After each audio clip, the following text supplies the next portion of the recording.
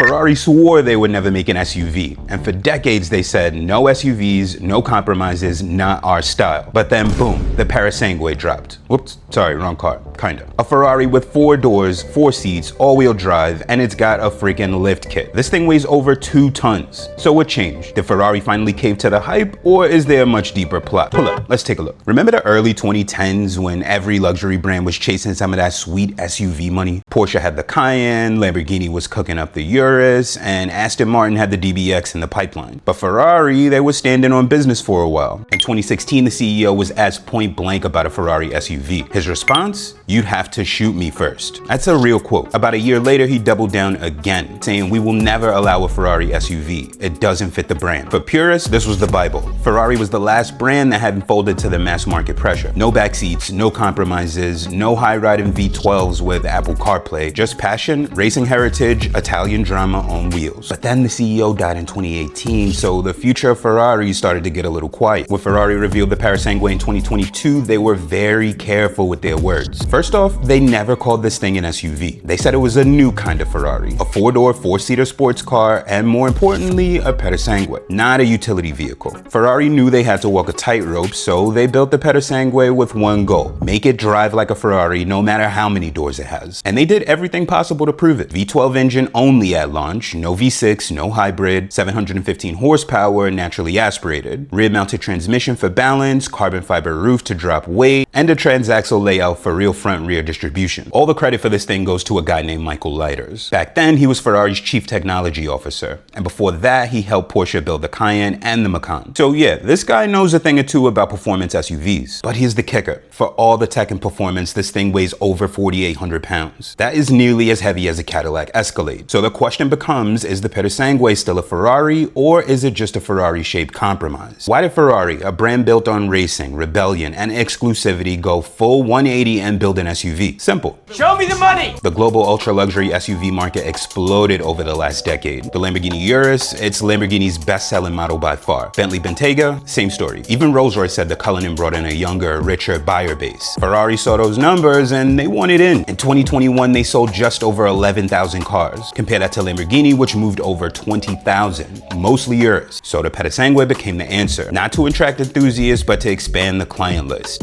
lawsuit list. This wasn't about performance, it was about portfolio. It's exclusivity manufactured at scale. Like every other brand, Ferrari realized that performance alone isn't enough anymore. Now it's about versatility, comfort, daily use, market reach. And that brings us to the uncomfortable truth. The Purosangue might not be the Ferrari you dreamed about as a kid, but it might be the one that keeps Ferrari going for the next generation. Because in today's car market, it's no longer sell out or stay pure. It's evolve or disappear. So what do you think? Did Ferrari ruin its legacy, or did they just outsmart the market? Let me know in the comments, and if you thought this video was wild, wait till you see what Dodge's got going on. Catch you in the next one.